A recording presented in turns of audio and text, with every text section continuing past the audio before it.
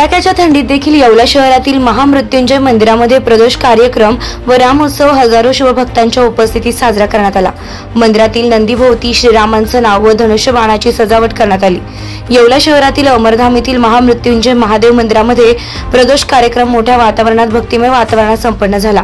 वेळी अयोध्या येथे श्रीरामांची मूर्तीची प्राणप्रतिष्ठा सोहळा संपन्न झाला असून हा श्रीरामांचा उत्सव देखील यावेळी महामृत्युंजय मंदिरामध्ये शिवभक्तांनी साजरा करत महादेवाच्या जयघोषासोबत श्रीरामांचा जयघोष देखील केला।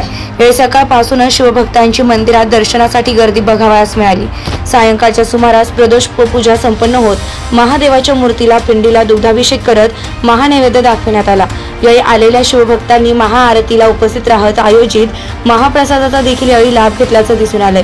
मोठ्या शिवमय वातावरणात महामृत्युंजय मंदिरामध्ये कार्यक्रम तसेच रामोत्सव देखील यावेळी साजरा केल्याचं दिसून आलंय। महामृत्युंजय ग्रुपच्या सदस्यांनी सदर कार्यक्रम पार पाडण्यासाठी अथक परिश्रम घेतलेत।